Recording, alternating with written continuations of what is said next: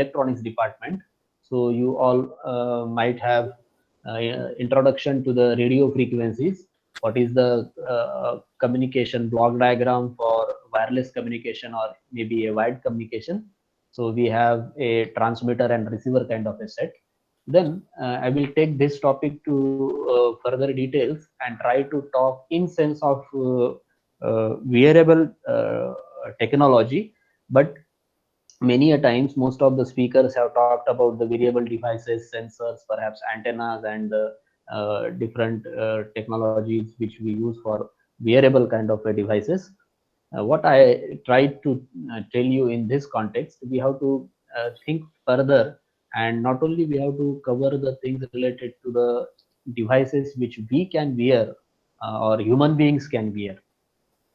I plan to discuss about the things or the systems which can be mounted on the, let us say, aircraft or maybe radars or even on missiles. So that is the topic of actual interest. And since we all are faculty members, there is a huge scope of research and development. Why do we plan such kind of FDPs? There should be some kind of a motivation and, let us say, some kind of guidance to carry out our research and development. I don't know what is the means current status of many of you. Maybe some of you have completed your doctoral research or maybe carrying out your doctoral studies. But those who have not yet decided their PhD topic or maybe just about to finalize it, I hope this topic can give you some sort of information which will help you to decide your research topic. And maybe if you have done with your PhD or research, you can take some of the topics related to this area to carry out your further research and development in the very demanding field of airborne, spaceborne, or you can say shipborne kind of a technologies. So this picture is a very informative about where is our FDP, and the session is actually trying to tell you about the things which can mount on the different machines, we can say in short. Okay, so when you talk about the variable things, the most important topic which we can contribute, being a faculty member or being an electronics engineer, we can talk about the design of antennas, the first and foremost thing. So those antennas are actually a planar antennas. And when we talk about the planar antennas, then we try to mount them on, let us say, on a satellite or maybe on aeroplane. So we have to make it conformal. So the thing conformal is that you can easily mount it on the body of maybe a human being, on the clothes, or maybe on your aeroplane, or maybe on a satellite very easily. And moreover, the performance of that antenna should not change abruptly. That is the minimum requirement. I hope the background is clear to all of you. And as Professor Mahesh had shared already, there are a lot of speakers talking about antennas, right from Begavkar sir to our today's next speaker. What I tried to tell you about the active component, which is a power amplifier, until and unless you don't have the transmitter inbuilt on your aeroplane or maybe on radar or on a satellite or even a ship, you are not able to communicate the information from one point to another point. So yeah, antenna is very, very important. But at the same time, if you have to cover a longer and longer distance, and effective communication link has to be established, you have to have a very effective trans receiver present on your aeroplanes and the different missiles kind of a thing. So the important part of any transmitter, which is a power amplifier, and that is the major challenge why I have chosen the power amplifier as a topic of my presentation. I will tell you, you can do a market survey and you can easily find out any block of communication system can be made with the integrated circuit, and it is very easily available in the market. If you take the RF transmitter and receiver for your wearable devices, they can be available right from 500 rupees to 3000, 5000 rupees available in the market. Depending on your requirement, you can choose the RF communication module. So entire, including transmitter for that particular frequency, it is available in the market. But when the question comes to aeroplane and space applications, means I mean airborne and space applications, that time these entities are very far away from user. They are, in case of a geostationary satellites, the satellites are 36,000 kilometers away from the Earth's surface. So how these smaller communication modules will be able to communicate between your satellite and user? Then the only require, and you just now in our morning session we have tried to tell you about the power loss, or you can say the path loss during the transmission. It is inversely proportional to the square of the distance, and if it is a multipath, that 2 will become 3, 4, 5, and so on. So number of multipath things will include, then power will very soon, it will going to attenuate or loss during the transmission. And again, atmosphere is going to play very important role. So if you have to communicate it very effectively, and you have to think about the global communication, long distance communication, then you have to have a very high power amplifier. Okay, that is the first thing. Low noise amplifiers are, anyways, they are in the receiver side, so they are available in smaller integrated circuits. VLSI technology is matured lot, and still lot of things are happening to the receiver side. But the only challenge is to generate very high power from the transmitter, so that signal can travel almost 80,000 kilometers if you take the round trip delay kind of a communication, user to satellite, and from satellite to user B, that is 36 plus 36, you can say one trip distance, that is almost 75,000 kilometers. And if you take the round trip delay, again same distance has to be covered, so almost more than 1.4 lakhs of kilometers. So that is very huge distance has to be covered. But anyways, transmitter is present on the satellite. But if you think a one-way communication, at least your transmitter should transmit the signal which can reach up to a distance of 40,000 kilometers, including 3-4,000 kilometers distance on the ground. So to do that task, a smaller ICs will not be sufficient. We have to have very big amplifiers. That is called as power modules.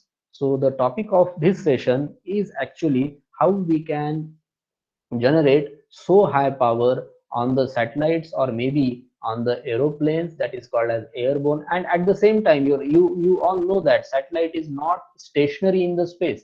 It is moving with certain velocity depending on its orbit. The satellite is moving with different velocities.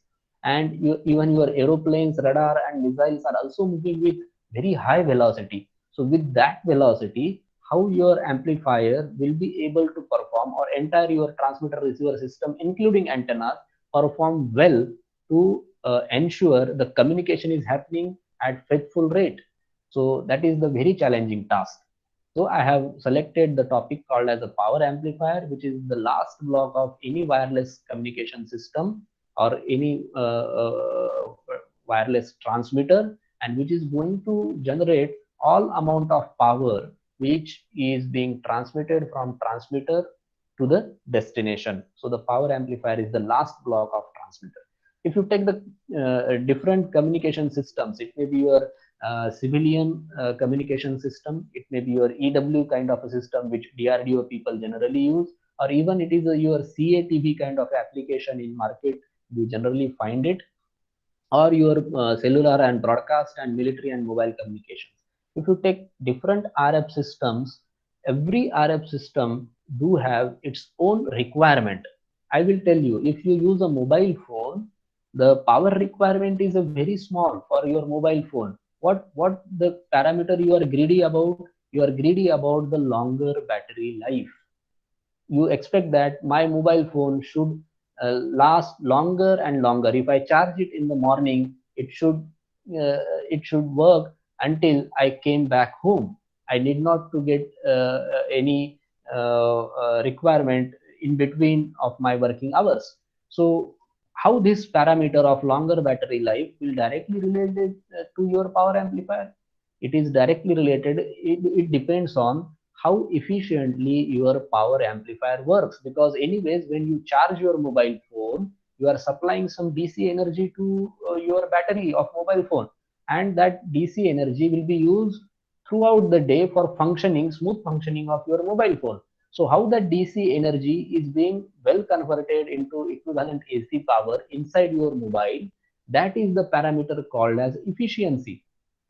So the higher efficient your power amplifier in mobile phone, because anyways your mobile is a transmitter and receiver, it will decide the longer battery life of your mobile phone. That is one parameter for mobile applications. When you go to the satellite or maybe a radar kind of applications, efficiency will not matter.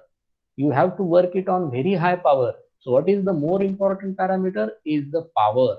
How large amount of power you have transmitted from transmitter, then very easily you can pick up your target. If you are using radar, you can get more and more accurate information about your target, whether it is approaching or leading away from you, or what speed it is moving. All these parameters can be easily analyzed if you have sent a very high amount of power from transmitting radar station.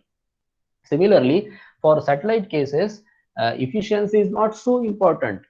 However, I don't mean it is not important. In case of mobile communication, efficiency is more important. But in other cases, maybe linearity or size or weight of your power amplifier module will be important. So that way, we have to think for different communication systems. So if you see the towers of mobile phones, they are very big in size. So a separate power station is there, which is generally used to feed the amount of power to our BTS tower. So in that case, size is not constraint. If you say that I will increase the battery life, just make a bigger mobile phone, so you will not able to carry out that mobile phone. You remember 3310 and 3315 models which launched by Nokia 18 20 years back. They were pretty heavy, and we used to, means before that also we used to have antennas like we have antenna coming out of our mobile phone. So that is very difficult to carry out those mobiles in our pocket. But nowadays we have smaller and smaller mobile phones, and that is only possible because of the higher and higher efficiency power amplifiers. This is the one task. There are a lot of revolutions in the device technology. That is why the mobile phone size has been reduced. So that is what we have to look for, whether we have to compromise for efficiency, weight, size, and even thermal management. If you are interested to generate higher and higher power, then you have to look at that your devices and the surrounding of that device and circuit in the system will not get affected because of this high power. That is the concept called as electromagnetic interference and electromagnetic compatibility. The adjacent devices will get affected because of the performance of high power or maybe a high frequency kind of a block. So if it is generating very high amount of a power, then you have to have proper care of a thermal management. Heat sinks has to be provided. So this is the all about different challenges in different RF systems. So straight away come to the power amplifiers for airborne and space applications. Okay, so the entire block is called as a microwave power module. So basically you will be getting very high amount of power right from this block, which is here written RF out. Okay, so generally the traveling wave tube amplifiers are used to generate very high output power. What do I mean by very high output power? Generally more than few hundreds of watts, because for any satellite the 10 watt, 5 watt or 20 watt will not do the job. At least more than 100 watts of power has to be generated at the satellite to take the signal from satellite to ground station. On ground station we do not have the weight limitation, we do not have the size limitation. We can have bigger ground stations in size as well as in a weight. But when the question comes to the satellite, even if we could reduce few grams of the weights of the satellites, to tens of crores of that satellite project cost can be saved. So the traveling wave tube, which are actually very heavy and bulky in a size, though we have to use them, at a times it happens that the entire transmitter or even transceiver size is smaller than power amplifier only, because it is a traveling wave tube, vacuum tube we have been using. Okay, so to feed that we have some gain equalizer and solid state power amplifiers. Minimum input to be given to the traveling wave tube. So right from very small input we drive it to SSPA. Those are the solid state power amplifiers. Then we equalize the gain and then fed to the traveling wave tube, which will produces the output maybe in the range of few hundreds or nowadays even few tens of kilowatts are also possible to generate. Not only with the traveling wave tubes, but also there is a very promising technology, which is the topic of our discussion today, is a gallium nitride, which can strongly compete to the traveling wave tube amplifiers. And maybe 5-10 years down the line, you will find almost all mobile phones at least will be nowadays will be using gallium arsenide technology, but as we progress we'll be using gallium nitride even in mobile phones. But promising technology for space applications, gallium nitride. Most of the power amplifiers will be made up of a gallium nitride. The trend is now we are using them right for the driving purpose only. So driver amplifier they used to call it as. 2 tens of watts can be very easily generated. So through my talk, I will try to demonstrate you at least two power amplifiers which can be used for C band and KU band are able to generate a 5 watt of output power. And I will also try to tell you the major challenges which you can take as a challenge for your work, or you can just think on it, and how to generate the output power more than 100 watts. Just keep on thinking about this. When we will reach to actual discussion, I will let you know more about it. So to work this properly, we have DC biasing. That block is called as EPC, electronic power conditioner. And this will be controlled by using some sort of a microcontrollers. So the control and command logic is there, which can be controlled operation of all these. The gain can be controlled, bandwidth can be controlled, all sort of things can be controlled through electronic power conditioner, and it is done through a control and command logic. So this is generalized block diagram of any microwave power module. It may be there on a radar, it may be there on a satellite, it may be there on an aeroplane, or maybe it is a shipborne. So the similar, more or less similar structure is there, at least in Asian subcontinent. But now you see how big these power amplifiers, which are actually being airborne or spaceborne satellite communication used for those quantities. So you see, this is the power amplifier. Actually, this is power amplifier, but the half of that is heat sink, because it is used to generate very high amount of power, 25, 40 or 50 watt of amount of output power. So that is very big structure. Half of that or even more than half of that is merely there to maintain the temperature of that particular thing. So this BUC is popular name, as we have MPM, microwave power module. This BUC is actually called as block up converters. So this is generally used, and you can see the gallium nitride SSPAs are there. They have been used. There is a no use of traveling wave technologies, or you can say traveling wave tube amplifiers. No microwave vacuum tube based devices. But to use this, these are very sophisticated BUCs, or you can say simply SSPAs, made by the world's leading manufacturer named Advantech. I have given the slide at the bottom of this. I have given the reference at the bottom of this slide. You can just note it down and you can scroll to this. And these are the purely SSPAs. There is no traveling wave tube, but you can see they are still in big size in compared to our small power amplifiers circuits. But the only important thing which I wanted to tell you is the half of the area of their size is being covered by the heatsink. Again, this is the heatsink or EPC section just in front of that. So these are very popular nowadays, and this is only possible. You can generate up to 3.2 kilowatt of power in KU band, which is just a dream for few nations nowadays, including India. We cannot generate. Even you talk to the people from DRDO, you talk to the people from ISRO. Fortunately, I got an opportunity at the start of session. Professor Hussain said that I was there at SAC ISRO. So fortunately, I got a research internship for 6 months over there. It is very difficult to generate even 10 watts of power at KU band, around 10 gigahertz. If you could generate a 10 watt of power, you can take this as a starting point of a research if it is required for some of you. I'm not saying that everyone is interested to this topic, but if you are dealing with antennas and trying to explore any new area, this is the major requirement in our country, at least for India, I will say, and many of users, you can talk to Abegavkar sir, you can talk to any professor from IIT. I can quote some names over here. We have one professor from IIT Roorkee, Karun Rawat. He is actually working in this domain since last time. He is working in MMICs. I will let you know what is the MMIC. And once you can plant these things on the satellites or on the aeroplanes, then we can gradually think of that. How do we improve the power level?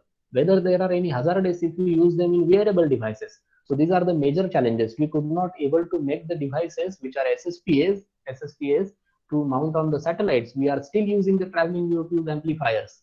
All right. So this is major challenge for us. This is the very few companies are able to generate this high amount of power at very high frequency, but still they are there in the world.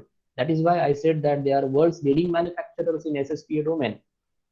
Okay, so we are not so bad in this domain itself. I have taken few of the products designed and developed by our own country. So you can see the defense research and development organizations have made some of the products which can be used in case of airborne electronic warfare applications in different bands. Even they are designed for some of the broadband applications. So these are the pictures of our DRDO products. You can see the microwave power module made by DRDO, and this is C-band microwave power module for shipborne electronic warfare kind of applications.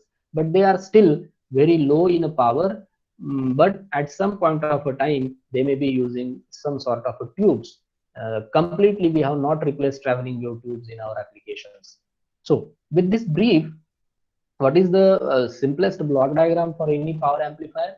We have the different solid state power amplifiers, and they have been connected in parallel. They are not connected in a series, because if you connect them in a series, there is no meaning, because we would like to get higher and higher output power. So if you connect one after another in series, the next device will get saturated. You will not get, if you have 10 watt devices, first device is of 10 watt and second device is of again 10 watt.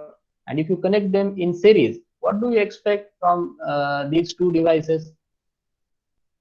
You cannot expect 12 watt from this, because the maximum capacity which can be generated, maximum output power can be generated by the device is 10 watt only. There is no use of connecting several devices in a series. But if you can connect these two devices in parallel like this shown in the slide, and if you fed with some input, let us say 1 watt of input you have been fed to this and 10 watt you are getting here.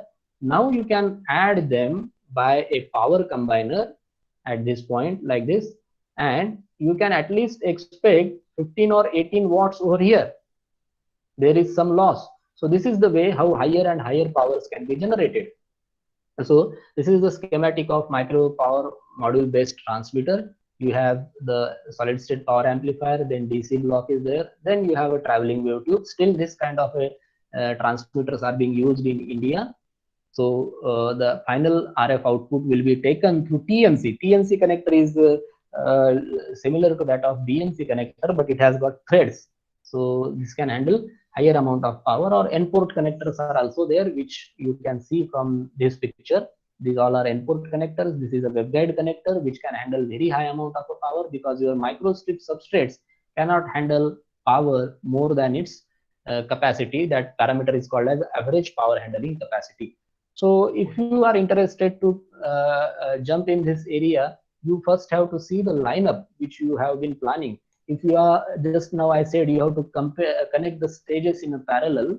Now you see I have a device, a single device named like this. The manufacturer of this I will let you know who is the manufacturer. Cree. Nowadays it is called as a Wolfspeed, American based company. So it can generate a 48 dBm of a output power. So 48 dBm, 48 dBm, 48 dBm. So in total I will try to add them in a three-way combiner, and there is a loss of 0.5 dBm. So don't see that 48 plus 48 plus 48. It won't be like that, since it is actually plus 3 dB. So 48 plus 3 will be somewhere around 51 dB. So again plus 3 dB. So 54 dB. And some loss will be there in the addition. So that expecting that loss, at least 52 dBm you can expect to generate somewhere around 150 watt. But this is not the enough, because if you have to get the 48 dBm, which is a pretty high power, you have to feed that amplifier with at least 43 dB, because it has got very low gain, 6 dB gain. So I have considered the 43 dB, and the device is 6 dB. Still there is a loss in my amplifier, so I could get the 48 dBm. So how do I get the 43 dBm? In India, there is a no network analyzer which can generate 43 dBm of power. You just search it. This is the major challenge in carrying out the research at this high frequency, high power. So how do you get this? You should start with the 0 dBm. Okay. If you start with 0 dBm, then you have to require the 35 dB gain wale amplifier. Then you will get 35 dBm, and directly you will not get 35 dB gain from a single stage. You have to add then the several transistors in series.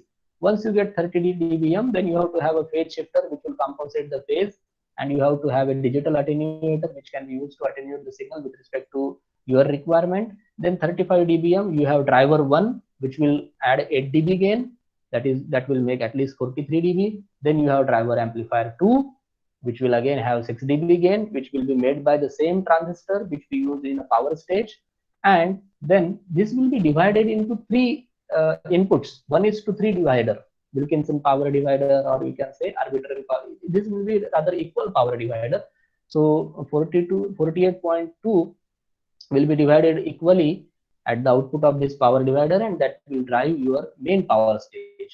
So many a times these power stages are made up of traveling wave tube amplifiers. Even in India nowadays, all satellite high power amplifiers, final stage is made up of a TWTA, which I showed you before a couple of slides. But the main objective is to replace this traveling wave tube with the solid state devices. So you have to do a lot of work. You have to see the performance of all these driver and main blocks over the frequency, over the change in input power, and then you have to come to the main power stage, which is a very challenging task. So that is why people used to say that even if you could generate a 10 watt of output power at KU band, that over the specific bandwidth, that would be really a great achievement. So another lineup, if you wanted to generate more amount of power, 170 watt, so the entire lineup should like this. So why I have drawn this picture, because you could get the feel of what is inside of these blocks. This is all inside of these blocks, which I have tried to tell you with respect to these block diagrams. You have started with 0 dBm signal, then gain block and all the drivers and power stage, and then you can get 150 watt. So what is your solution to generate very huge amount of power in the range of few kilowatts? The only solution is that you have to have very high power devices, and you have to cascade a number of such power devices parallelly.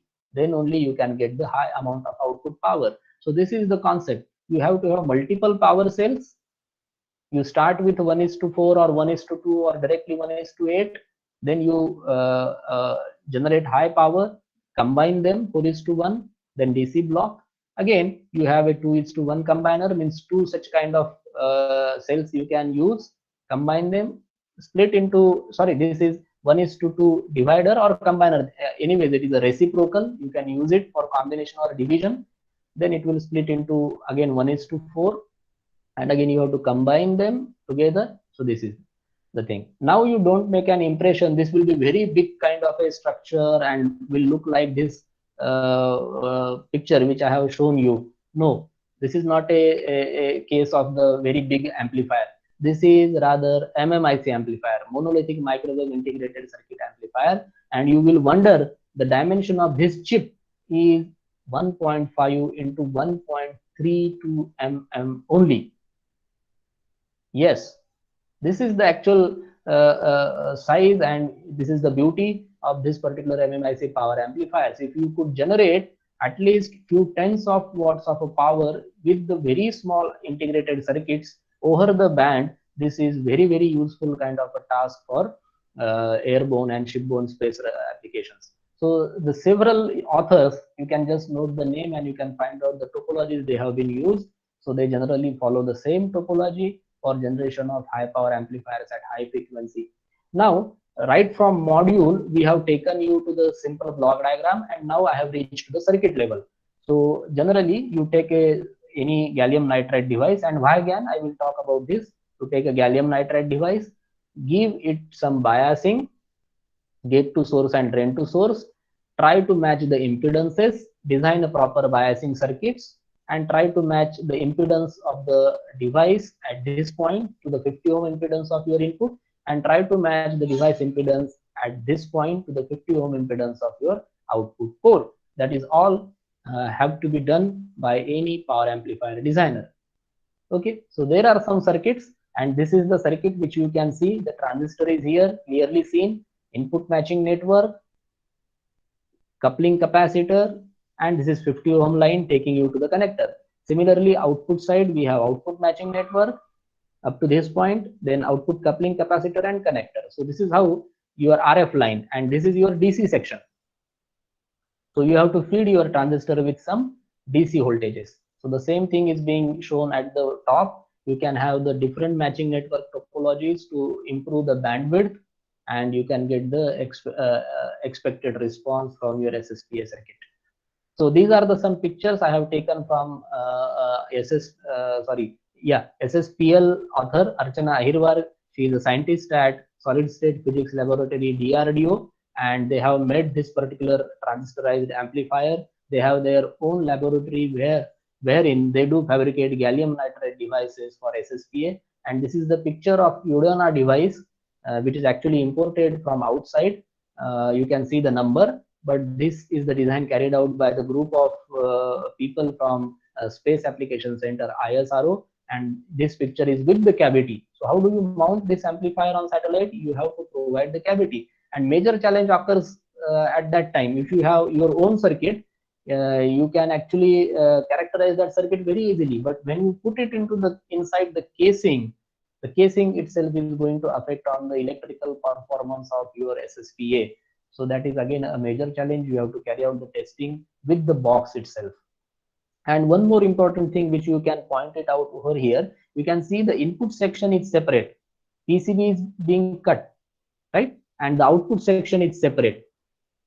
And the device is being mounted in between of input and output. Why it is done so? Because your microstrip substrate will be able to handle minimum amount of a power. And if you are talking about 10 watt, 50, 20 watt, then you have to have a proper heat sink arrangement to your device. So this is the aluminum sheet over which the device is being screwed up, and you can see the input and output section are kept separate from this device, so that at the time of operation this device will get proper heat sink.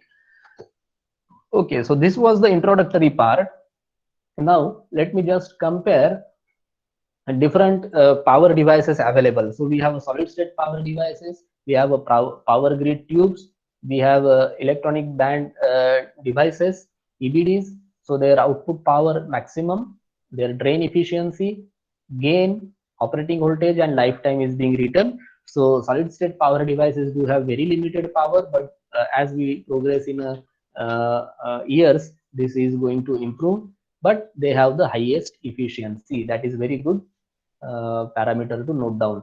They have limited gain in comparison to PGTs and EBDs, and they have lower operating voltages. That is why their gain is also limited and output power is limited.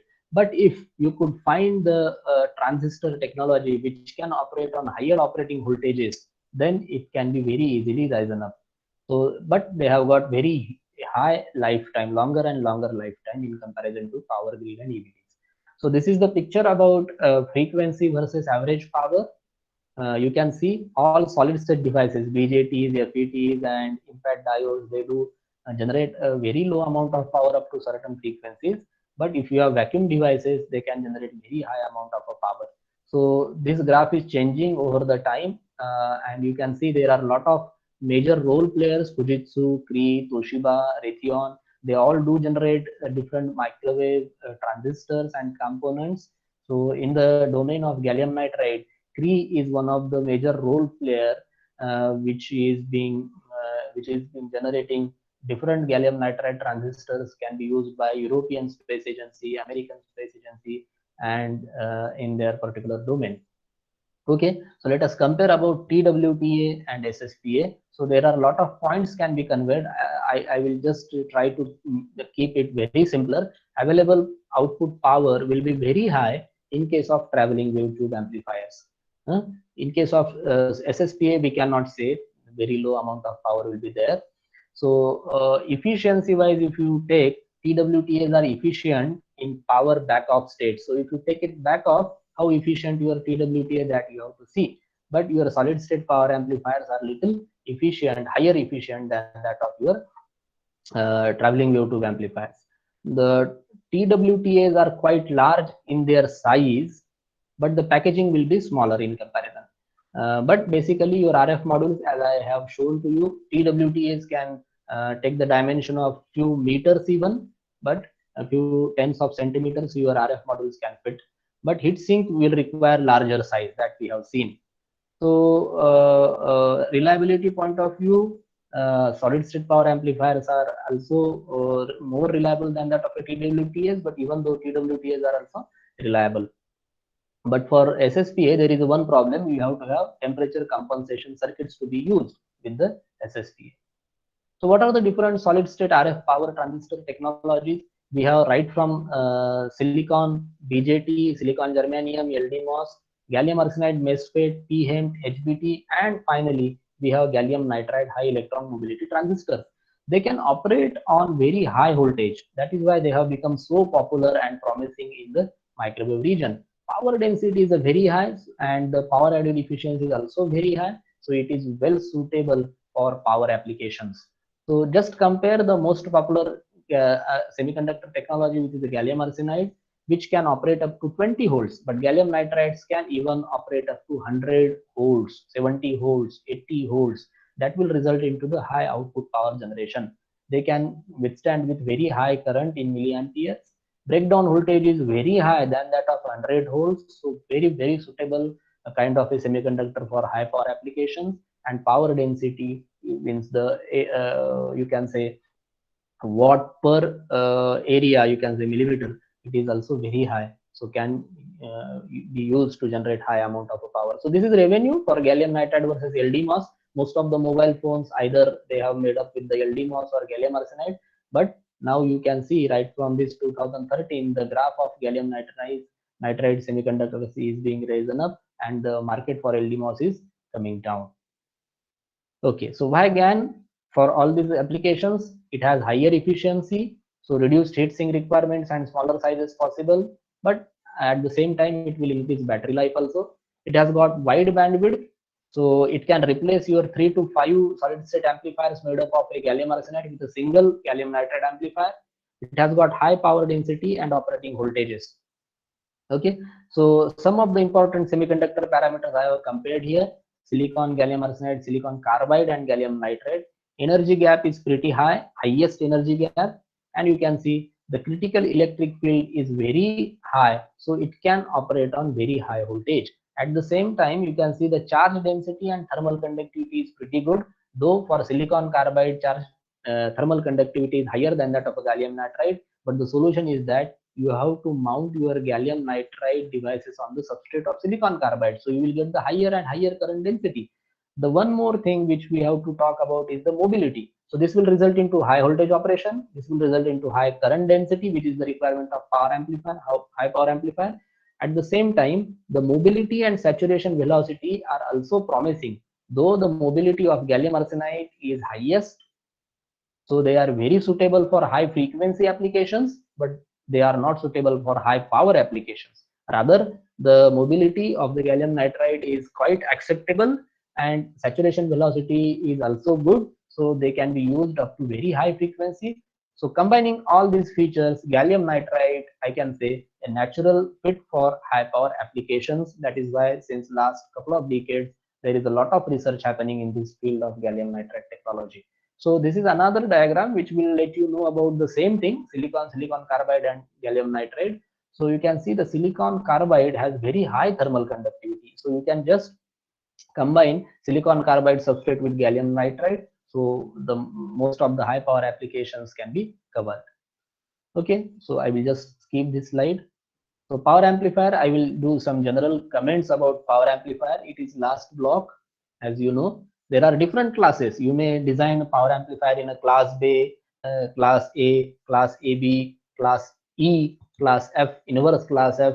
Then you have the recent class, which is a class J, even class S. There are a whole lot of classes possible for power amplifiers. But the main requirement, it has to have a very high output power. Efficiency and linearity are crucial factors. If you try to improve efficiency, your linearity will be disturbed, and if you try to improve linearity, efficiency will be disturbed. So this is the challenge for any power amplifier designer. Again, you have to see the performance of your power amplifier over the specified bandwidth. So bandwidth is again important or crucial parameter, and reliability and lifetime are also points to be discussed for power amplifier.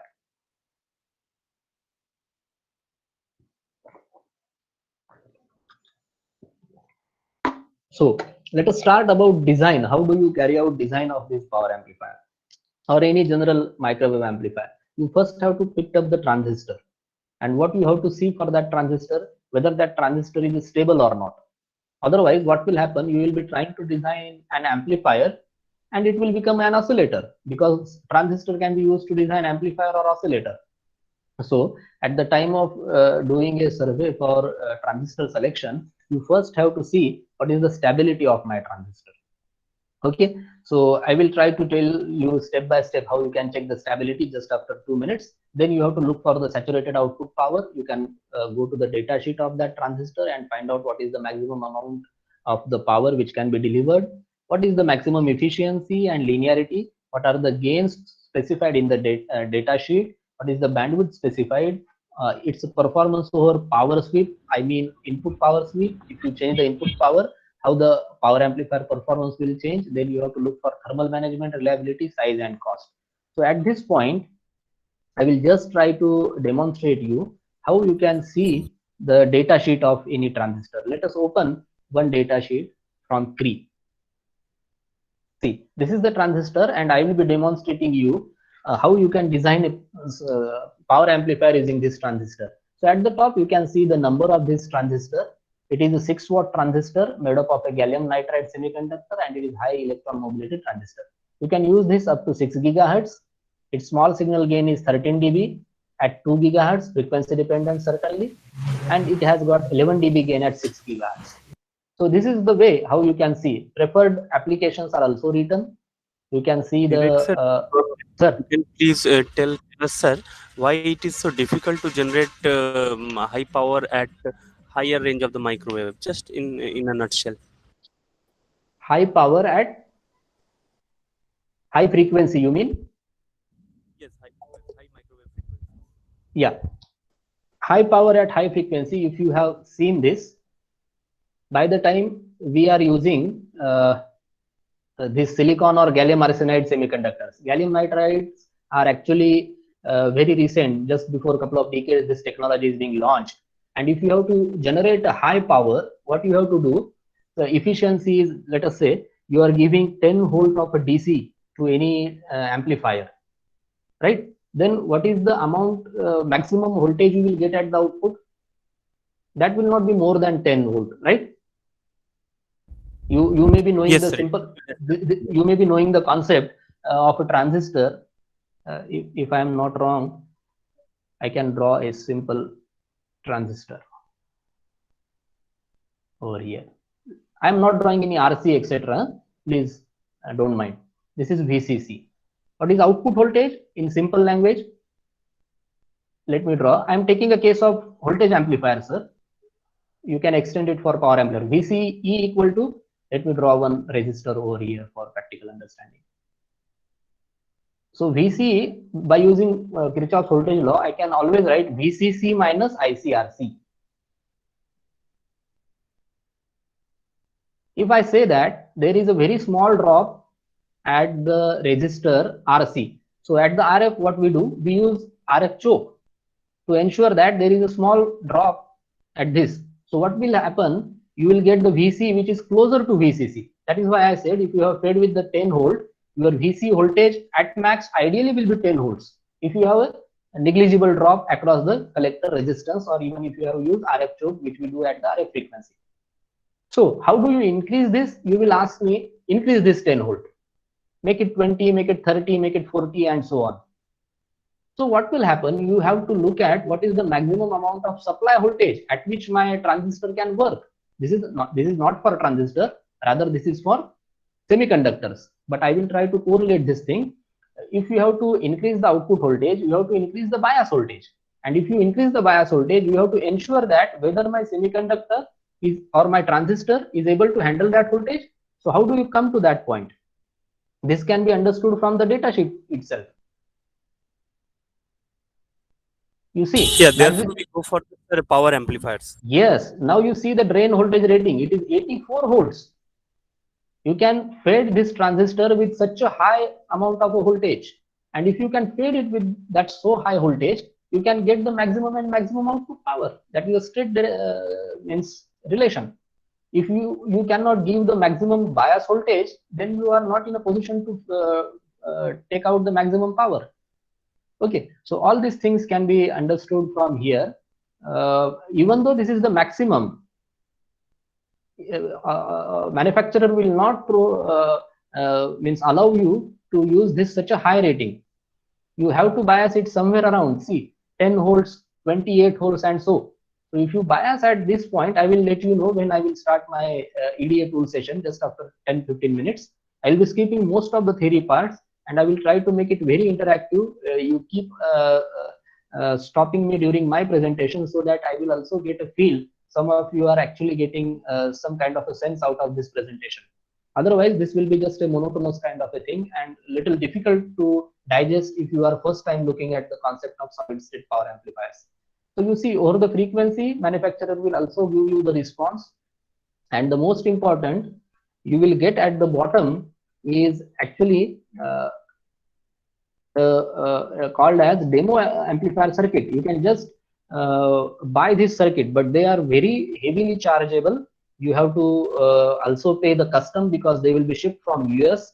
So many a times it happens that your circuit board cost is lower than that of your custom. Maybe 25,000 is the circuit board cost, or maybe this transistor will cost somewhere 10,000 and you have to pay almost 12,000 custom duty. So it will go to 22,000. That will make, how many antennas you can make out of 22,000? You just keep on calculating. This is the microwave power amplifier board, which will give you an idea how you can design it, and the layout is also there if you want to go ahead and design this. This is the data sheet reading how you can. Thank you. I got your point. Thank you very much. Thank you, sir. So these are all the theoretical things. I said that transistor is stable or not. You have to do stability analysis, and the first check, you may have two options. It may be a conditionally stable, or it may be an unconditionally stable kind of a thing. So you have to just figure out. And how to figure it out? You have to use the data related to S parameters. So there are certain set of parameters. Please don't make that impression because the time limitation, I cannot go into the details of all these parameters. Just I will try to give you flavor about how you can go in this very fascinating field of a power amplifier. So first check is the stability analysis. You have to check K. K is Rowlett stability factor. If this parameter is greater than 1 and the magnitude of delta, both these things are dependent on S parameters of your transistors. Just now I shown you the transistor data sheet, and there you can find one more time I will just let you know where you can find the S parameters. Yeah, this is the S parameter data of your transistor at this biasing voltage and over the frequency. So we have to make a note, these parameters are not only frequency sensitive, but also they are bias and again temperature dependent. So you have to decide what is your design frequency. Maybe one day you wanted to do at 2.4 gigahertz. So see the S parameters, check the stability, not only at the design frequency, but also for the entire range of operation of your interest. Right from DC, it is better to start at the DC and go up to your higher cutoff frequency, which you are interested for. So this is from S parameters, but this will not do for your power amplifier applications. You have to have a non-linear models with you. That I will let you know what do I mean by non-linear models. If some of you have done microwave amplifiers, they might be knowing this. and more information can be you can read from the David M. Kozar or Guillermo Gonzalez. They are pretty good books. So the another test called as the stability mu test. Why we have to carry out the mu test? Because once you know that k is greater than 1, then you will say that transistor is stable. But let us say I will give you 4 transistors, one transistor having value 1.2, another transistor having value 1.3, one more transistor having value 1.5, and one transistor having value 2. You cannot predict out which transistor is better for my applications, because there is no any relation with respect to the change in value of k about stability. But if you carry out the mu test, which is actually important result, if you have a larger values of mu, that will indicate your device is a greater stable. So this is actually given by Edwards and Sensky. So please excuse me, I'm not going in much details of that. If you have to do the stability analysis, you have to do this on a Smith chart. So you have to find it out properly. So I'll be skipping this. So this is the realistic response of any receiver, power amplifier, mixer, input power over output power. So if you keep on increasing the input power, ideally you expect that there should be a same slope in between input and output power, but beyond certain input power, your output will actually start to decrease. Where it decreases by ideal value by 1 dB, that point is called as a 1 dB compression point relative to input, or maybe you can calculate relative to the output. That is the important point. Then efficiency. So I think this is very important. However, many of you may be knowing that we have two efficiencies. One is a drain efficiency, directly output power upon input power. There is no consideration for what amount of power you have been fed. And if you consider the amount of power being fed, that is called as the input power. So P out minus P in, that is your actual power. Let us say you have fed 10 watt and you have got 20 watt. So actually what you have generated only 10 watt. So that is what the power added efficiency we have to consider. So in most of the cases, power added efficiency is always less than that of a drain efficiency. If your gain is pretty high, in that case, drain and power added efficiency will be mostly near to each other. Then we have a compression point. Just I have talked about 1 dB, 2 dB, and 3 dB compression point. Dynamic range, the range over which your amplifier or receiver works satisfactorily. So this is the dynamic range. See, if your signal is below noise floor, because this is noise floor, if your signal is below this level, you cannot detect it. So this has to be above this level. So that level is called as a minimum detectable signal level, and before compression. So this is the range over which your amplifier, mixer, or any receiver operates satisfactorily. That is called as the dynamic range. So that has to be as wide as possible. All right. So we have another issue called as a intercept point or third order intercept. So I'll quickly try to tell you. If you have two fundamental frequencies, then we have their harmonics. Matlab m times of f1 and plus or minus n times of f2. So these are called the harmonics of your fundamentals. And the third harmonics, which you can see here, third harmonics will be very close to your operating band. That is why the point called as a third order intercept point is pretty important in power amplifiers. This is one example. You have two frequencies, 650 and 655, separated by 5 megahertz, and their third order intermodulation products are very close to the interested frequency of band. So what is the job of designer? Your job has to keep these harmonics as minimum as possible. Means there is less amount of power being wasted in the harmonics. For example, you are designing at 650 megahertz. So your maximum power should come at these frequencies only. If you are carrying out the intermodulation study, your maximum power should coming out of at these frequencies. And harmonics means if it is 650, second harmonic is 1300. Second harmonic will be at 1300 megahertz. So at 1300 megahertz, minimum power should be there.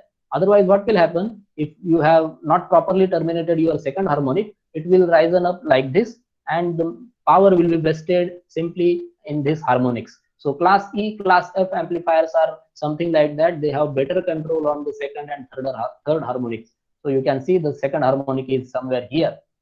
Even though you have to carefully look for these harmonics, second and third harmonic also, but also you have to take care of these third order intercept modulation products to minimize, because they are going to you cannot separate out. You can separate these harmonics because they are well away from your main frequency, but you cannot filter out these things. So you have to minimize the third order products.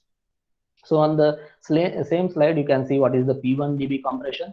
This graph is actually the original tone. This is the second order, and this is the third order product. Okay, so those who have already understood the concept of linearity and all, the graph is very much digestible for them. And how the third order intercept product will look on your spectrum analyzer. This is the two fundamental tone signals, and this is third order intercept. So you have to minimize this as minimum as possible. Okay, so with this brief history, I have taken almost 1 hour. Yes, yeah.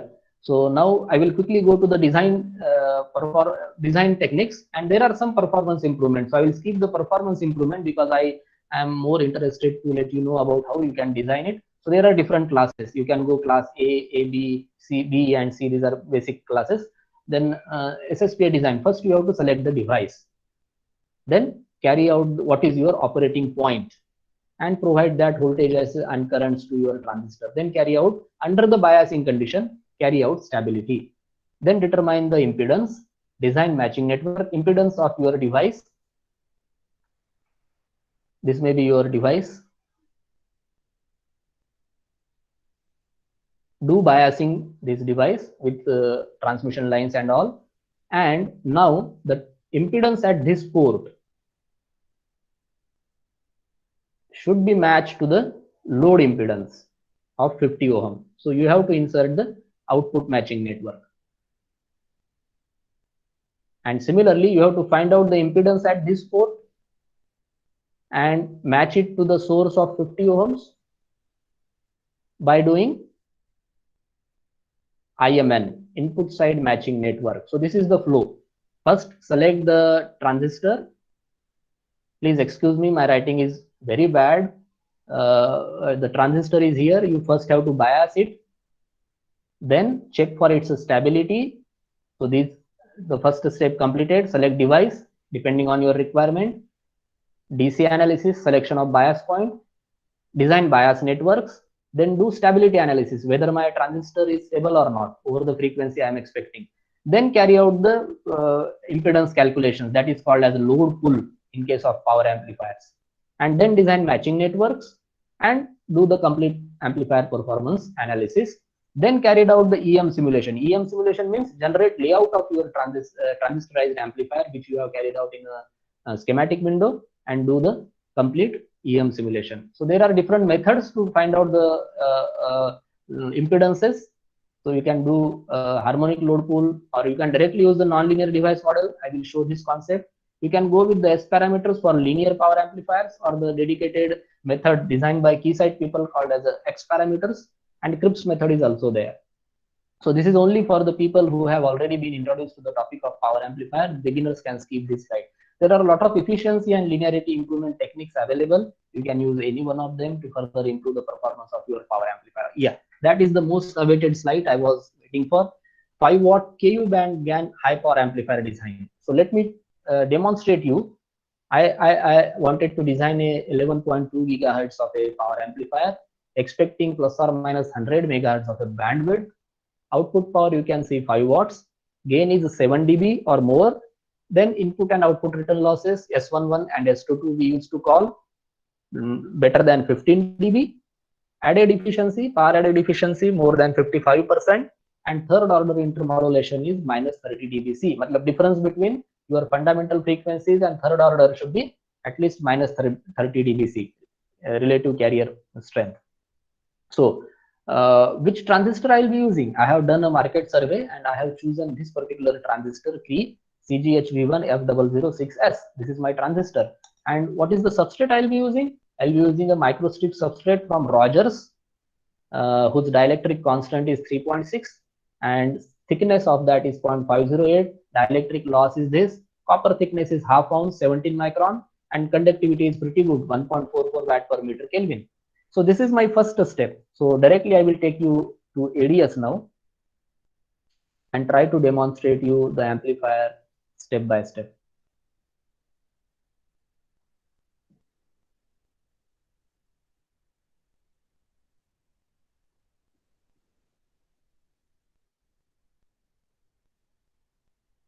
I'll be happy to extend the session if participants and organizers don't mind, because I can see only 15 minutes are left. You please take a call after 10 minutes. I don't mind. It is up to your interest. Yes, sir, we can go ahead, no problem. So I will first open for 11.2 gigahertz.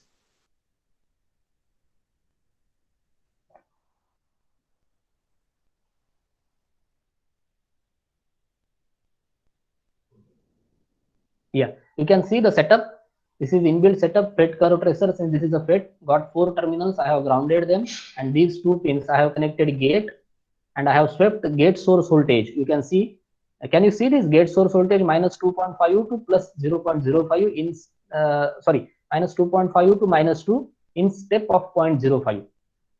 This is how I have been sweeping my gate source voltage, and I have drain source voltage. Again, I have swept it from 0 to 50 in step of 1. So this is the setup which I have used to carry out my DC simulation. Once after I have selected the transistor, if you simulate this, you will get the curve which I have already plotted is DC IV characteristics curve, VDS and IDS. Even I have plotted a load line. So everything can be done in the ADS. You can see this is the load line, and M3 is the marker which is telling me what is my operating point. So my operating point, I am biasing this device as 38 volt. It will 60 milliampere of drain source current will flow, and VGS is minus 2.5 volt. At this particular bias point, the device power consumption is 2.27 watts. Then I can have the another curve, VGS versus IDS, to find out the pinch off voltage of this particular transistor. So this is the first step. Now I am not going into my presentation. I will keep demonstrating the things which I have carried out to just give you feel. Now you can see I have designed the bias T. I have designed the bias T. This is the transistor, and what 38 volt I said, I will be feeding from this port. This is the port. I will show you, because I have created a symbol, so I must have to enter the port here. And sorry, this is what the drain side 38 volt, and this will be minus 2.7 volt gate to source voltage. I fed to the gate and drain of the transistor, and these are the some transmission lines. This is the circuit which I have used to stabilize my transistor. If some of you are interested, I will let you know. With this biasing, now the same circuit is here, and you can see that I have fed with this minus VGS minus 2.5 volt, and VDS here is 38 volts, and the transistor with some stabilization network and bias T. This is called as a gate bias T. This entirety, you cannot see this properly because quite a large structure is there, and this is drain bias T. If you carry out the stability analysis, which is something related to the K mu test, so this is the K. K is I have plotted 2.3, and stability measure is also plotted. Mu is there. It is also being plotted at the design frequency and over the band also. You can see right from 0 to FT, your device is stable. Nowhere it is less than 1. And the maximum gain which you can get from this device at design frequency is 13.7. And the stability circles, once your device is being stable, the load and source stability circles, which I have just skipped during my presentation, they will be either outside the Smith chart or they will be entirely inside the Smith chart. They are not going to intersect like this. They are not going to intersect like this. Either they will be like this, completely outside the Smith chart or inside the Smith chart. There will not be the case like this, intersecting. So this is the case of conditionally stable. So I have plotted those Smith charts also, and you can easily see over the frequency, they are not intersecting Smith chart anywhere. So now the device is stable. Next step, I can go ahead and, okay. Next step, I have to go ahead and determine the impedance. So I have used the load pull arrangement. I have created the symbol of the same circuit arrangement which I have shown you. If I select this and push inside, you can see the same circuit is there. I will come up, and now you can see the setup is there, and it will be help me to find out the load pull parameters. Means I will get the contours for power added efficiency and output power. I will get the power added efficiency is 48.2, gain will be 10.4, and input and load impedances are like this: 7.548 minus J90, and load impedance is 40.314 minus J66. So I have to take out these impedances as a starting point. So I will make the ideal match. I will take my transistor with biasing network, and now I have matched this ZS with these impedances 9.448 and 90, which I have got from minus 90 it was. Since we have to do the conjugate matching, looking to source side, this will become plus 90, and I have created a variable so that I can change this impedance and just fine tune it. Okay. At the load, again, the impedance I have taken, which is Z load, so it will be already in the direction of load, so it is at as it is 36 minus 69, and again I have created a variable for it. So I have not inserted a matching network. I have directly terminated the load and sources with the desired conjugate of my device input and output. So when I run it, I can easily find it out. The output power delivered in watts is 5.4 when the input is 27 dBm. The same thing is being plotted in the dBm curve. Input is 27 dBm and output is 37.3. So almost 10.3 is the gain I have achieved. What is the power added efficiency I am getting? It is 48% at the input power of 27 dBm.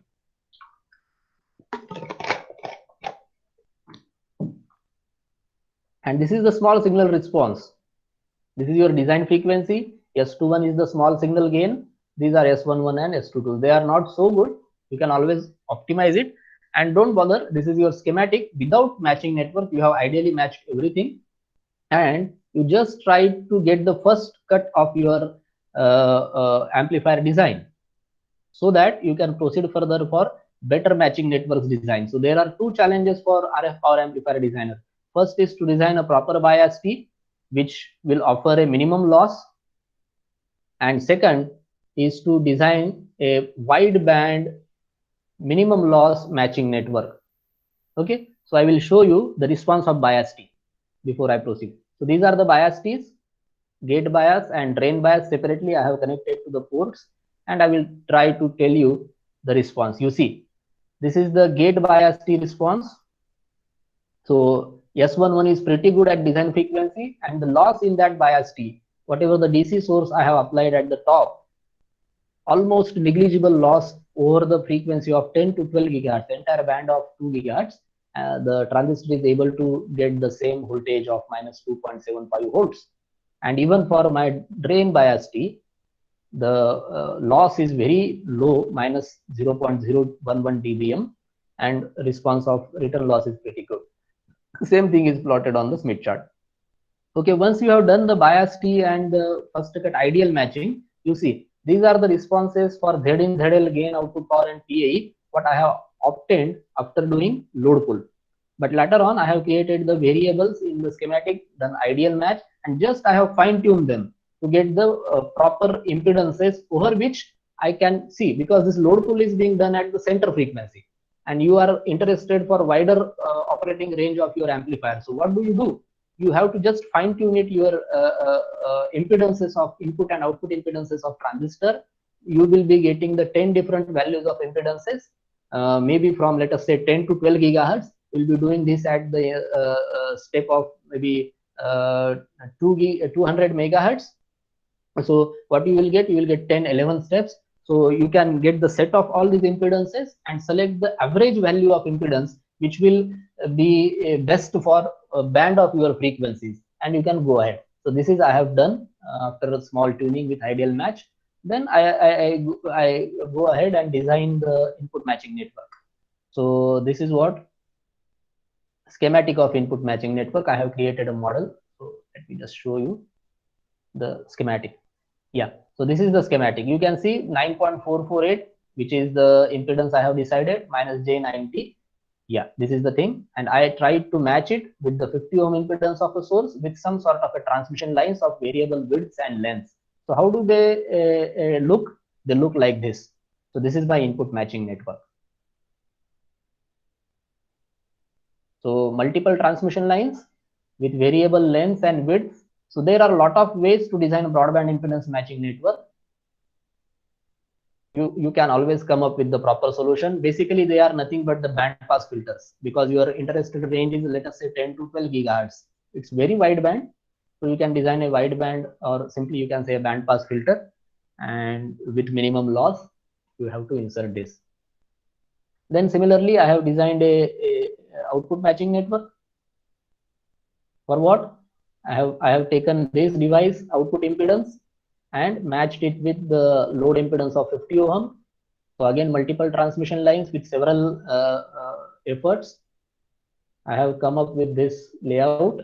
This is the output matching network. Then you have got a feel that I have designed output matching network separately and input section, input matching network and input bias T separately. Then it's a time to put them all together and see the response of my complete amplifier. First, I will show you the schematic response. So now this is the transistor. This is gate bias T, drain bias T. This side is input matching section. Can you see the cursor which I am hovering over here?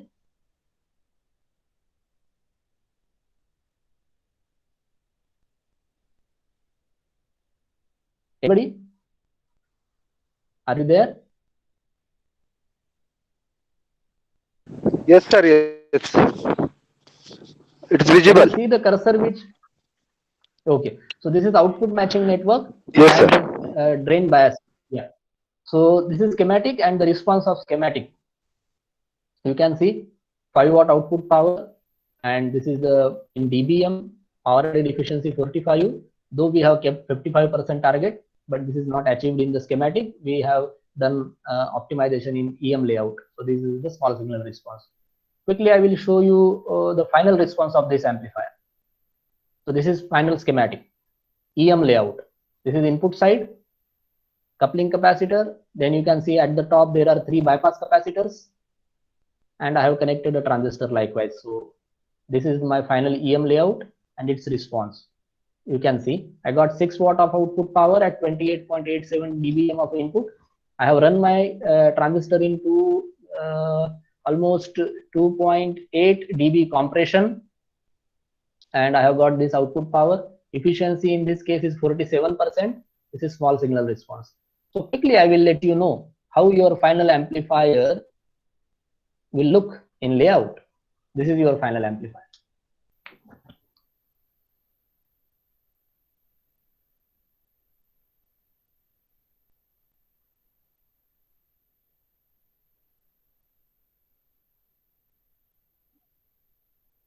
Okay, so this is transistor in between. You have input side, you have output side, and how it will look if the ground plane is there. It will look like this. So I have inserted even ground plane. So I even created a footprint of my device with the help of one industry person. And now this is the final layout created in the ADS. I can share the Gerber file of this to my manufacturer, and they can give me the final product. Now you can come back to the presentation. This is complete layout which I have shown you in ADS, and these are the responses. Over the frequency, you can see quite good response for small signal. It is output power delivered. This is power added efficiency, and this is the response of power delivered in watts over the frequency. If you change the frequency, your performance should not deviate so much. Gain should be 0.5 dB can be changed over the frequency. So I have plotted this for 200 megahertz of a band. Even output power in dBm and gain in dBm over the same band. These are the power added and drain efficiencies in 200 megahertz of a band. They are pretty good. On right y-axis I have drain, and left y-axis I have PA. So this is about 5 watt KU band. Similarly, you can go for 5 watt C band, which I have already done. So another device, same substrate, I have carried out same processes. Directly I will jump to the results. Yeah, this is the layout. If some of you are interested, I will take you to the ADS, because for this frequency, it is very easy to design a broadband response of matching. So efficiency is quite good. You can see here, efficiency is very good. Up to 72% I have got drain efficiency, and this was designed at center frequency of 4 gigahertz. Now, this is the final fabricated photograph of my KU band 5 watt GaN high power amplifier. Here transistor will sit. Here transistor will sit. This is input side. I will cut it in between like this. Output section, input section. and all the components will be mounted in the predefined places. Similar PCB fabricated from one of the industry support, and the components will be mounted, and who knows whether it will perform or not. It is my I can say this is means if you're doing RF power amplifiers, even we do antenna, whatever we simulate in software, we get some kind of shift in a resonance. But if this is the active circuit, you have to manage lot of things. There should be some tuning pads, and there is no any guarantee whatever you have done in the simulation, it will be validated after fabrication. Now the last section of my talk, I will try to tell you, since I have made lot of statements about the high power amplifier, and I shown only 5 watt output power amplifier. So in the last 10 minutes of a time, I will try to demonstrate a 200 watt KU band GaN high power amplifier. So this is a very unrealistic kind of objective I have kept in front of me, and I have just able to do this in a software, and I will be happy to share all the results which I have got. So the flow will be more or less similar, but the device and the substrate I have chosen is quite different, because I have objective of very high amount of power. Okay, so 11.15 gigahertz is the frequency, and the output power I expecting 150 watts from single stage. So I have chosen the device from Quaro, whose number is this. They do provide the nonlinear model, and these are the specifications of your Quaro TGF device. It has got plenty of gate pads, so you have to use bond wire arrays. I have, in my case, I have used equivalent inductors to carry out the DC analysis. I have chosen the operating point 28 volts and 95 milliamperes, and the gate source voltage is minus 2.7. So this is bond wire analysis what I have carried out to connect this device to the substrate. Okay, so bond wire inductance I have plotted, effective inductance I have plotted in ADS, and also I have calculated this theoretically. This is gate and drain bias T. This is the stability analysis of the transistor after biasing. The load pull analysis.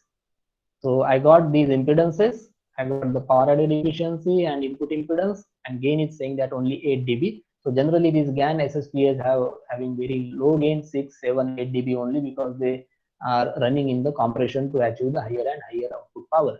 So these are the values after ideal matching, and this is input matching network. Almost same flow I have followed, output matching network and the response of a schematic. Then this is the structure of your interest. You have to place your transistor here. Then you have the bias network like a lambda by 4 line. If you are interested, you can please raise a question. I will try to explain about the quarter wave line and radial stub concept, but because of the time limitation, I will quickly finish out my presentation. This is the stability kind of a network which will keep my transistor stable. Indeed, this network also should behave like a low pass filter, otherwise this resistor would be going to drop gain by considerable amount. Then you have input matching network and output matching network. Then similar kind of a drain bias T. Coupling capacitors. However, I have shown only single bypass capacitor. You have to put 3 bypass capacitors. One is for lower frequency, another one is for higher frequency, and third one is for the frequency of your interest, means design frequency. So these are the output parameters. 94 watt I have achieved from the single stage. At the start, you may be remembering, I have explained you, we have to use power dividers and combiners, and different transistorized amplifiers should be parallel cascaded. So the same thing I will be explaining. I got a 43 dBm, 43% of power added efficiency almost, and this is small signal response, and the gain is only almost about 6 dB. So this is single stage response, and the circuit look like this. This is not very informative, but just give you an idea about how the transistor with the amplifier will look like. So these are the EM results. That was a schematic response, and this is the EM response. Almost close I will be getting. I have tuned it better for good efficiency, because my target was to achieve 55% efficiency. I compromise some amount of power and the bandwidth response over this. So I plotted from 1.02 to 11.18. So 20 to 180 I have plotted megahertz. So that is 160 megahertz of a response I plotted, and I got the power delivered 105 watt, efficiency, which is power added 60%, drain efficiency almost 71%, and gain is 7.5. Now, what I did, once I have completed this single stage, I have used the two stages of the same power amplifier to generate 200 watt, because I could generate 100 watt from one stage. I have parallel cascaded such two stages with the couplers. They are reciprocal. Once I will use to divide them at the input side, and at the output side I will use them to combine. So this is the concept of coupler. Many of you might be knowing there are lambda by 4 lines of different impedances. This is 50 ohm and this is 35 ohm impedance in case of 50, if it is Z0 by root 2. So this is the coupler schematic I have designed for design frequency of 11.2 gigahertz. This is the response of schematic coupler. It has got very good return losses at all the 4 ports, and it has got very good amplitude balance at the design frequency. It has got phase difference of 90 degree, because there will be phase difference of 90 degree between these 2 ports if you have been fed power to port number 1. And you have got the isolation. The power coming out of this port will be ideally 0 if you have been fed to this. So that is called concept isolation. So I have generated its EM because you have to make it very realistic. So electromagnetic simulation has to be carried out, and the almost similar response for EM branch line coupler I have got. Then I have checked with the two-stage power amplifier. So I have connected 2 such stages. It is not possible to paste it on this slide, so I have dropped it. I am directly showing you because I have got 200 watts. Maximum output power I got 187. Some of the power is being lost in the couplers and dividers. Then gain is 5.7, and you can see the bandwidth is improved pretty good. But remember, this bandwidth is only for return loss. Your power added efficiency or your gain bandwidth will not improve because of the use of coupler. I have not made any intent to improve the bandwidth. I have just used the branch line coupler, and beauty of this branch line coupler, it will always result into the improved return loss bandwidth. That is the first and foremost use of this branch line coupler, which I have witnessed over here. So somehow I have made these two things. Here is the divider and here is the combiner. And these are the 2 stages I have used to generate 200 watt power. See, so this is EM response. Again, I have just fine-tuned it. Over the frequency, I tried to plot in the range of almost 250 megahertz, 245 megahertz likewise. 200 megahertz. So this is the response. Output power 194, gain is 7.2. Gain is here and output power is here. This is drain and power added efficiency. Drain efficiency is quite good, 70%, and PA is 55%. This is the return loss bandwidth, very wide, more than 2 gigahertz indeed. You can see minus 15 also. So 11 to 12, more than 1 gigahertz. S21 is the gain response over the frequency. And I have obtained these parameters. Just to summarize. Okay, one more analysis I have carried out related to the limitations of this, but I hope there is at such no time in front of me. So I will take a call what to do, whether I should go to this analysis or I have to conclude. Over to you, organizers. Sir, you can go for another 5 to 10 minutes, no problem. Oh, that's great, sir. Thank you so much, because this is most important part of my study. Yes. See, you will be very, very happy to see that some of you have designed the very high power amplifier, but there is a no as such, there is no any meaning until and unless you don't get it characterized. So when I tried to make it characterized, because the work is 5 watt can be characterized, I have partially done that. Characterization is still remaining, it is not validated. But for a 200 watt thing, I have to purchase, I have to intend this model. And from where I will get this model? This model will come from America, USA only. And they do require some kind of licensing to purchase this very high power transistor. So that is the first and foremost important task has to be achieved. Directly, we cannot intend this transistor. There is no option. And if you cannot intend that transistor, how you will make the amplifier? Okay, when it comes to the organizations like SAC or maybe DRDO or SSPL or any IIT, NITs, then they can make the license, they can intend this device. Then what are the next challenges in front of you? You have to have the driver power amplifiers, because the input is 27, 28 dBm Again, there is a no direct generator available which can give that input to the main power amplifier. Okay, even though you will say you design the driver power amplifier, you connect the signal source, you have to have such a high power oscillators and power attenuators also. So all these facilities are not available in the college like SSGMC or SVERI or any ordinary, you can say, private engineering institution. This is very, very difficult. You have to have support from industry or even some renowned institutions in India or abroad. Even though somehow if you could manage this, so what you will do, you have to make this bond wire analysis. Again, this is a challenging task. Even though you have all facilities set with you, you may be knowing that I can go to the SAC, I can go to DRDO or IIT and I can carry out the work. You have to first do the bond wire analysis. And bond wire means what is the radius of that wire, what is the length of that wire, and how do you going to connect this transistor on the microstrip substrate. If you fail to do it accurately, because the technician which is going to make the bond wires, however, it is a manual task, and it can manually, there is a small variation in the length of that bond wire because that length is in some microns. Even the radius can be changed a little bit. So the study I have carried out in the range of 960 micron to 1050 micron, and this is the bond wire geometry. It is equivalent model, and I have used the mathematical equations to carry out the equivalent inductance of one bond wire through these mathematical calculations. And even I have plotted them in ADS. So I found that if you change the length of bond wire, the equivalent inductance in nanohenry will vary like this. And I have found close agreement between the theoretical and EDA results.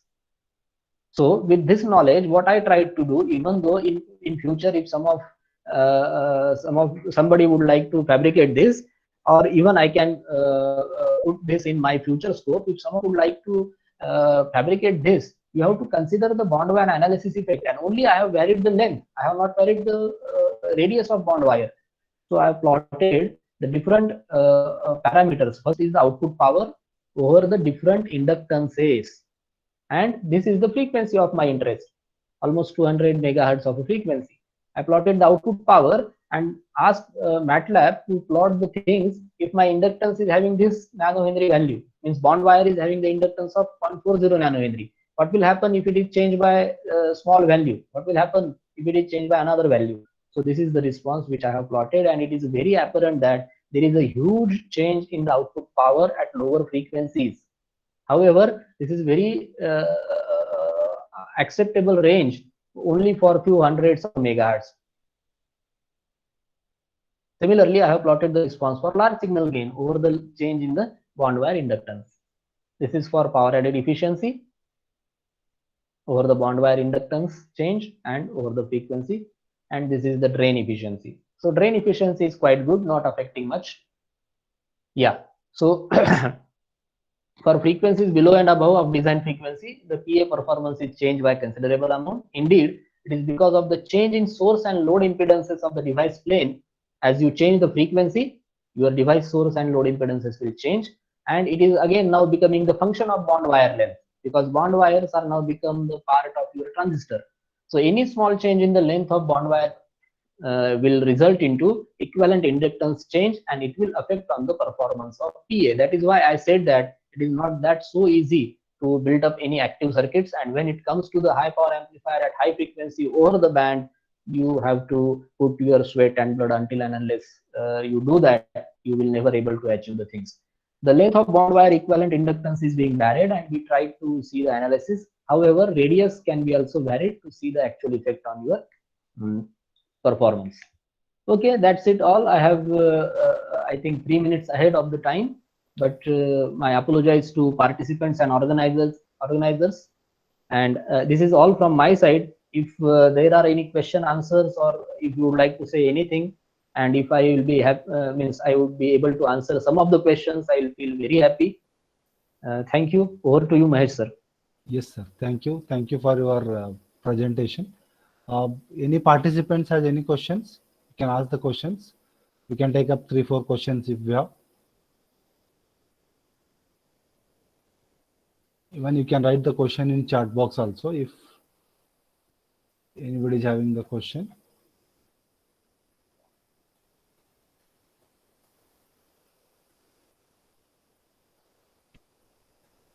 Okay. Akshay Jadhav, sir? Yes, sir. Am Are I you audible, there? sir? Okay. Yes, you are audible. Just a minute. Yes. Any question from the participants?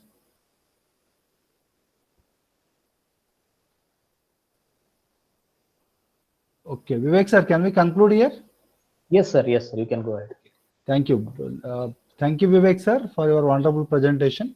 Now I request Professor Akshay Jadhav, please give vote of thanks for this session. Yes, sir. Yes. So I'm here. Hello, everyone. I'm over here to present the vote of thanks for the session. I would like to. Akshay, sir, your voice is very low. Please hold. Yes, the sir. mic. Yes, now it's okay. Now it's okay. Yes, it's okay now. Yes. Hello, everyone. Myself, Akshay Jadhav. I'm working over here as an assistant professor in ENTs department. So I would like to thank Vivek Ratnapaki sir for giving such a wonderful presentation, and on behalf of Swery family as well as from the coordinator of this particular FTP, I would like to thank you, sir, for giving us Thank you, such sir. valuable guidance, and thank you for such a wonderful session. Thank you, sir. Over Thank to you. you, Thank Matpati sir. Yeah, thank you, Akshay, sir, for proposing vote of thanks. So really, Vivek sir has presented a very important topic. Like most of us are having very difficult part in the microwave, like power amplifier design, and he has explained very nicely in a simpler manner how the power amplifier is designed, how the importance of the power amplifier for communication system, and very nicely, like he has covered all the things. So thank you very much, sir, Vivek sir, Thank you, sir. My for pleasure. explaining in a simple way all the things. Thank you very much. Thank you all Thank the participants for patience listening. Now we will have a break of 1 hour for next session. So like at 2:30 we will resume again. Thank you one and all. Okay. Okay. Thank you, sir. May I leave the meeting now? Yes, sir, you can do. Thank you. Thank you.